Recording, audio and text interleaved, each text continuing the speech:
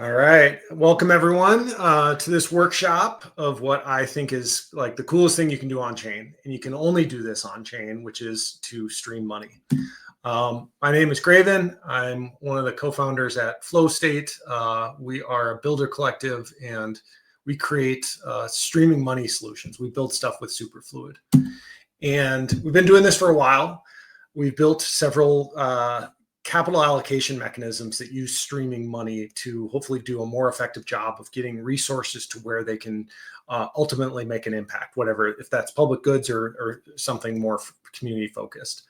And really that's how we got connected with Octant. The vision for Octant V2 is to provide this kind of connective tissue and this ability to sustainably fund impact and things with DeFi. And we just think that that perpetual yield long-term focus is a great fit for streaming. And hopefully by the end of this talk, you'll see why, and hopefully want to build something with Superfluid too. So yeah, I'm here because we're builders just like you. And for a good portion of this year, we've been working with Octant on their V2 protocol rollout, doing things like this hackathon, but then also like working on things with Superfluid and future funding experiments, and helping hopefully shape a builder experience that's sustainable for you all to end up being long-term builders on Octant V2. So this hackathon is really just the start, and hopefully I'll get to know many of you in the near future. So today's agenda going to be covering some core concepts in the Superfluid protocol, some primitives that you need to understand so that you can go off and build with it. And then we'll talk a little bit about like potentially how you can integrate Superfluid into your hackathon project. So yeah, let's get into it. I'm going to start with a little bit of a hot take. I think Superfluid is Web3's first non-skeuomorphic money. And if you don't know the term skeuomorphic, it's this idea that you're designing a new object or a new protocol or something, and you're in a new medium, and you're bringing design patterns from the past, from an old medium forward. They may be helpful because it's comfortable UX, but it also might be baggage that you're stuck in thinking of the past and how you design something that's new. You're not maximizing the potential for this new medium. And I think that's basically kind of what we're doing in Web3 today with money, programmable money. It's not necessarily we're doing it wrong, but I think we just are just barely scratching the surface of what's possible because we're kind of stuck in the old way of thinking about what money is and how it's defined. And the version of that, the spicier version of that take is basically, I think ERC20s are closer to gold coins than they are to Superfluid.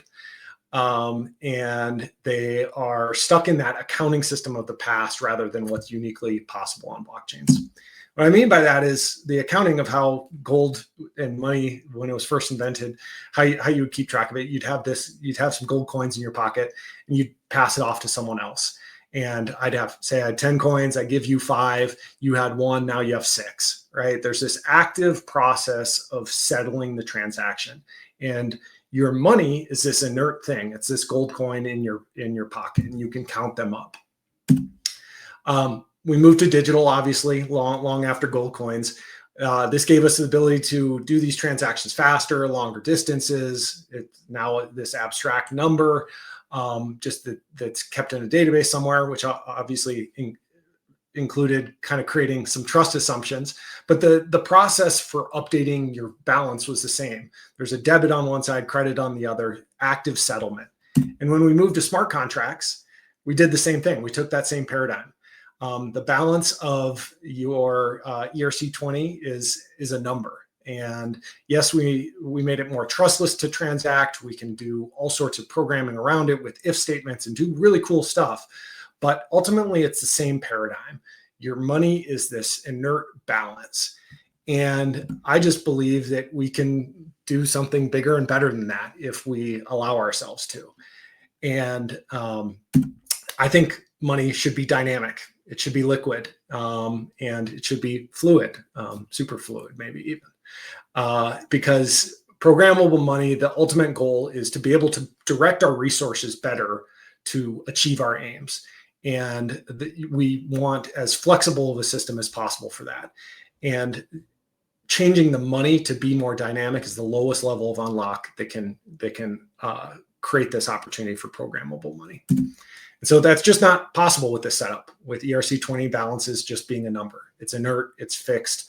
And if we wanted to do something like this dancing balance, we would have to transact a whole bunch of times. We would end up with this step function graph. And that's microtransactions. Maybe that's cool, but you end up creating a lot of exhaust and a lot of inefficiency. And at what cost are we really doing it? If you've taken a kind of a algebra class, basic math, you know that like this graph is a little bit more pleasing to the eye, right? Do a single transaction and then have your balance update according to a trajectory set in that transaction. Wouldn't that be cool if we could do that? Well, we actually can, because again, we're on a programmable money substrate. And that's what Superfluid has done with their super token standard. They took the ERC20 standard. They still have this number here, fixed number, but they made it like that line graph, basic algebra of y equals mx plus b, where x can be an independent variable. In our case, we want to use time passage and a slope, and then be able to derive a balance based off of that. Opens up a lot of possibilities. And so super tokens, how you actually get that functionality is a different set of token contracts. If you're starting from scratch, you can launch what's called a pure super token. It has all this functionality built in. And there's plenty of examples out there. Two of them to shout out: Superfluid's governance token SUP is an example. And then Nearite is a stablecoin on Arbitrum that has these streaming capabilities built in. But because all these other ERC20s and native tokens don't have this concept that Superfluid relies on, of this dynamic real-time balance portion, there's also a way to upgrade existing tokens. So a wrapper contract. Basically, think of it like ETH and wrapped ETH. You deposit and you can exchange it all as one for one, but wrapped ETH has some functionality that ETH doesn't. Same thing with these wrapper tokens. They're usually referred to as like super ETH or super USDC, and the ticker always has like an X at the end of it. So you can take your USDC, turn it into super USDC, and now you can stream it. It is better to, personally, I believe, like these pure super tokens are cool because you avoid that UX hurdle of having to wrap and unwrap, and conceptually people maybe get a little confused there. But both of these token types can do everything the same once you're like in that format of a super token. So if you have this token and you have this dynamic balance, this abstract idea, what can you actually do in practice? What does Superfluid actually offer? There's basically two types of agreements in Superfluid. First is the constant flow agreement. It's the one-to-one stream that you probably think of if you've ever heard of Superfluid before. It's a continuous transfer of tokens from one address to another. And the idea is that there's this variable, it's a flow rate, and it's that slope in y equals mx plus b. And it's set at the contract level when you open a stream in way per second. And since streams are open-ended, you also need to close them. So instead of just transfer functions, Superfluid tokens have create, update, and delete flow. That's the life cycle of managing these streams. And then just one quick note that because these are open-ended, you always need to have a positive balance to be able to stay open. There is a protocol level way to close streams if a sender's balance reaches zero. And so these one-to-one streams are atomic, but ultimately they compose together at the account level. And this is really where the magic happens. Because there is token level logic that understands that streams can come in and out, you end up netting out at the account level passively with flows. So a single balance can fund multiple outgoing streams. And if you have incoming streams, you can actually have a net positive balance and not keep a balance at all, really. Right? You can continually withdraw funds because you're continually growing. And with other kind of streaming protocols out there that maybe you've heard is, it doesn't work like this. And I actually like to call those other streaming protocols streaming accounting, because in those kind of vesting sort of contracts, you're depositing an ERC20 into an external contract. And then there's some withdraw or settlement function to actually make the tokens available for you to spend. And so think back to that step graph function. And if you wanted to have multiple incoming and multiple outgoing, you have all these transactions that you need to balance out to ultimately like prove that you are solvent. And it just doesn't end up working like that if you have to do the microtransaction sort of thing. So yeah, Superfluid allows you to do all this without launching a new contract, to open a CFA.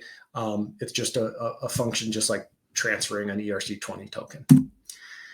Second type is a bit more advanced. It's called a general distribution agreement or a distribution pool. These are launched as external separate contracts, and they are managed on a per pool basis. And basically, you can use them to distribute very easily to multiple recipients. This image is like kind of diagram shows one to many distribution, but you can actually have many to many. Pools can accept donate or streams and one-time distributions from any address if they're configured that way. But it's just an easy check mark at deployment. And so the cool thing of what this actually ends up doing is you can send one-time or continuous token distributions to that pool to an arbitrary number of recipients with a fixed gas cost. And so you end up getting this scalability that's really cool along with the streaming functionality. How that actually works in practice, let's say this is a GDA that I've launched. It's about proportional distribution of funds, whether instant or streaming. In this example, we're going to be focused on streaming. So there's this GDA, there's 200 total units, 80, 50 plus 70 is 200 units. The flow rate is derived based off of kind of that fraction. Recipient one has 80 out of 200 units, and the current flow rate is 20. So it's receiving 8 tokens per second. If I go ahead and add another recipient to this pool, all of a sudden my total units now is increased to 300. And the implication of that is with this one transaction, I'm adding units here and I'm changing the denominator. All of a sudden, say this was 1,000 recipients, they're all going to have an updated flow rate with that one transaction, because again, their flow rate is derived based off of 80 divided by 300 times 20 equals 5.33. So it's a really scalable way to continuously distribute these funds, and you can do some really cool stuff with this. And just to close it out on the other side of the formula, you can also, again, increase the flow rate and increase the distribution rate, and you'll change the amount received for your arbitrary number of recipients. So now if I have a rate of 30 tokens a second, I have 80 divided by 300 times 30 is 8 tokens per second. And again, updated the flow rate for every single recipient in there with a single transaction. So basically what this has done is create a whole new world beyond just the transfer function with ERC20s and how we can program our money. We've been stuck up here in this left quadrant with ERC20s. Superfluid, we've given ourselves new primitives to play with. Again, CFA, you can create a flow. That's a continuous single recipient, instant and many recipients. You can distribute to a GDA or distribution pool, or you can distribute a flow and have a continuous many recipients sort of experience. And so, yeah, that's how I think we can expand your mind, break out of this skeuomorphic money, use these new primitives, and do something totally different than what was previously possible. And so as you get into building, obviously we're kicking off this hackathon, really excited to see what you can do. Before we get into that, I guess, take a step back and think about with Superfluid, what it can do. I think these core attributes and opportunities that Superfluid can offer are really foundational and can create a new experience. Think about changing step functions into continuous flows. How might that create a better platform for dynamically routing money to public goods or whatever it may be? What opportunities does that create? Talked about the scalability and this ability to use distribution pools. What does it mean to be able to donate yield to 1 million recipients or 1,000 recipients? Let's start maybe a little bit smaller and be able to do that in a scalable way, and not just stacking a whole bunch of ERC20 transfers into a single batch transaction.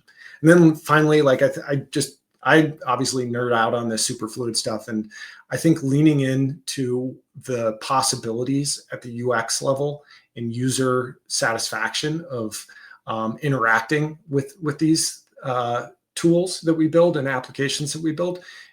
We get criticized for not doing that in crypto. I think Superfluid, everyone loves seeing a number go up. With streams, you can actually do that. You can have a balance that goes up every second.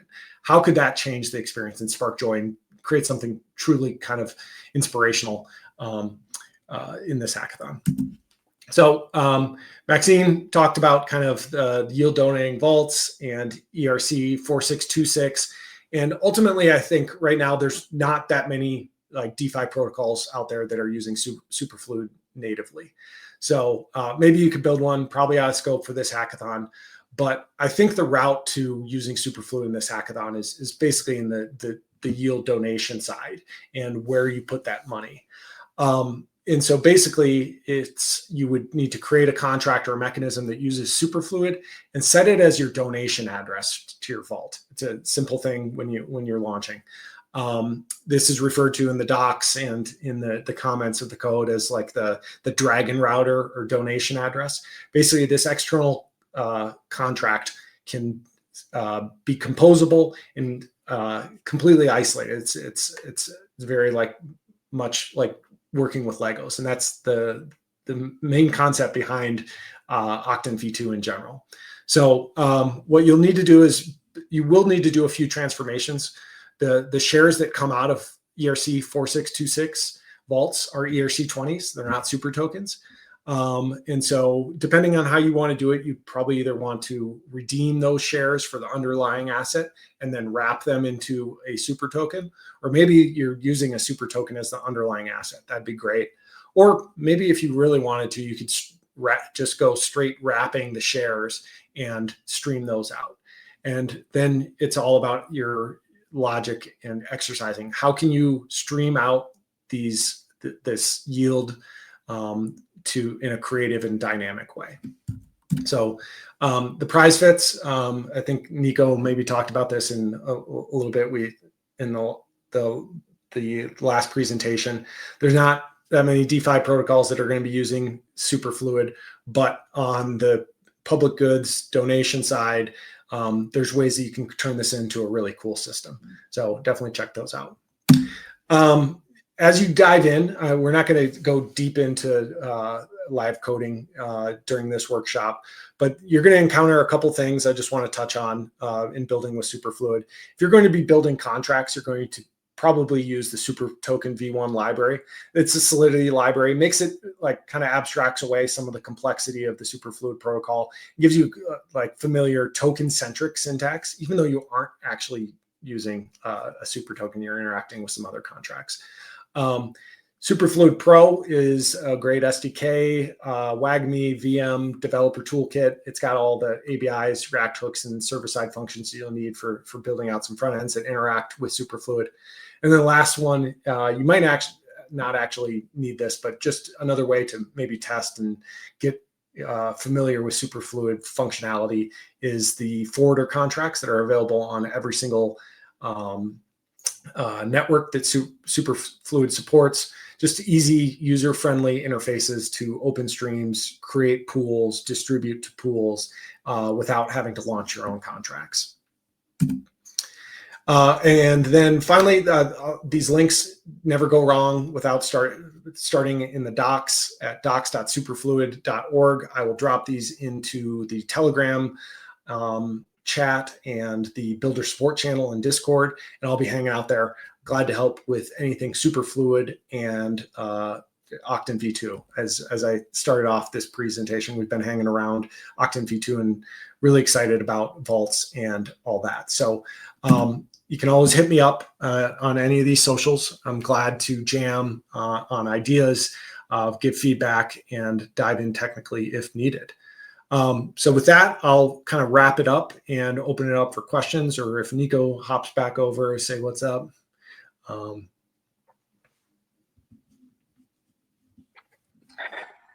Great. Thank you, Graven. That was amazing. As you said, this is a super exciting primitive that is starting to get more and more steam. I think slowly, because it's such a, I don't know, it kind of breaks the rules of how we interact with money regularly. So it's just amazing to see more and more use cases with it, and seeing Superfluid more applied. Yeah. Yeah, I appreciate that. Obviously, like I had a lot of slideware today. I wasn't live coding or doing anything like that, but it is like fundamentally like we've thought about money the same way since gold. Like it's this inert thing, and it's mine or yours, and you have discrete actions in between. And so anytime you're changing a multi-thousand-year-old, millennia-old concept that's been accepted as what money is, it's going to take a little bit, but slowly but surely, I think we're getting this out there. And for this audience, like I wanted to dive into the concepts, but hopefully with the stuff that we build, we can kind of just have that wow factor for the average normie person, the user that doesn't need to understand the history of money to interact with something and get value with it. Yeah, no, it's yeah, it's definitely something that needs a little bit of hand holding. So I think you've done that fantastically here. And but we both understand this is not an easy topic. So if you have any questions, please drop them here in the X chat. Graven is also available in our Telegram group chat. So feel free to tag him for any Superfluid related questions. But beyond that, I know you've also made a quick guide on how to implement this on. I believe it was with a Spark strategy, if I'm not wrong. So maybe it's a good time to point that out as well. Yeah, for sure. That's one of the we put out a kind of a blog post. We got the early preview of Octant v2 and started to get to build with vaults a while ago. So put out a little developer journal and how we built it. So that's in the docs, and I think there is a Spark prize. So pay attention there. You might be able to get some hints and build something like that. So Maxime kind of showed how easy it is to create a vault, and we went through that process, and I think a lot of people in this hackathon are going to be doing the same. So check that one out. We gave a little narrative about it, and yeah, beyond Superfluid, we're happy to talk about like the vaults and Octant v2 and what we've learned as kind of guinea pig builders so far. Yes, and as you mentioned, all the links are going to be available in the docs and in the hacker manual, both pinned to the Telegram group chat and our Discord channel for builder support. So make sure to check them out. And what are some coming back to the Superfluid topic? What are some exciting use cases or any ideas that hackers can tackle in this Octant DeFi hackathon? Yeah, I don't want to like, not poison, but overly influence. Like what we've built with Superfluid, like really composed well with Octant v2 to start. Like we built this concept of streaming quadratic funding. If you've been around kind of public goods for a while, like that's been one of the dominant ways for grants to be kind of crowdfunded and allocated. So it's this idea that donations from many people, from a wide audience, rather than just a few whales, is a stronger signal that this public good or this thing matters. And so you apply a dynamic matching formula to it. Octant will have allocation mechanisms that use quadratic funding as a part of Octant v2. We took that concept and made it a continuous open-ended thing with Superfluid. And so that's just one. And quadratic funding is like a nerd snipe. Everyone like has maybe gone through a phase where they like really love it, and it has great uses, but that's not that there's so many other opportunities out there. So broadly, it's just like what I try to frame Superfluid as. It's like the best canvas for programming money out there. And so whatever sort of signal, whether it's market-based, whether it's vote-based, whether it's something else that changes how you want to weight your allocation. That's really like that gets me excited. And I know that this hackathon obviously focused on vaults and like kind of that first capital formation primitive. But if you want to start thinking about the system level and how you extend, okay, now that I have a sustainable yield source, what am I going to do with it? What signals would help me better route that money to impact? And so, yeah, just go back to those kind of fundamental ideas, and depending on where your ecosystem is, what you care about, what sort of signals and information sources you might have, pull those in and start to direct some streams around. And like I said, always down to jam on ideas like that and figure out how we can turn it into a mechanism or voting or whatever that may be. Yeah, that's super cool. I love how broad this design space is here with Superfluid and streaming quadratic funding and all that. If you want to quickly share your where people can find you again, we can put it up, because I think this is something that's going to be quite exciting to jam on for those who want to explore this primitive a little bit more. So there you go. That is Graven on Farcaster, Graven Pressed on X. And you will find Graven also in the Hackathon group chat. Yeah, so reach out, let me know anything I can help with. Flow State Co-op is the handle for like our little dev group. Partner in crime, Stefano, is also in the audience. We're glad to help with all this stuff. So looking forward to many more conversations with you all as Octant V2 rolls out. Yeah, and maybe also another way to reach out to Graven is in the hacker manual. You will also find a section with the mentors. So normally you will be assigned one, but if it's like something more Superfluid specifically, feel free to just approach Graven directly. He's our expert on that, or Stefano as well. I would think. And I also say, like, obviously you had Fran on the panel yesterday, and Superfluid is obviously very excited about Octant V2. And so they have a great developer support, builder support team as well. They'll be involved. So lots of hands on deck to help out if you're interested in learning Superfluid. So go check out their Discord too, and their docs and all those sort of links that I initially, that I'll go drop in the chats as well.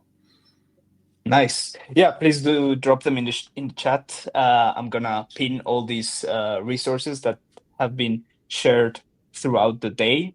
And yeah, we have in a couple more minutes Ferit from Octant, who's gonna give us a workshop on how to use Region Staker. We're gonna learn more about that in a second. But before that, I wanted to give you, Graven, the opportunity to say some closing words or anything you'd like to say to our hackers here. Yeah, just I think have fun with it. Do something crazy. Hackathons are meant to kind of push the envelope. At least that's how I believe. And do something that you're passionate about, and like I think it'll end up showing in the work. And yeah, just looking forward to meeting and hopefully working with you all over this hackathon in the future. Maybe see you down at Dev Connect or somewhere out in the world as this experiment rolls on.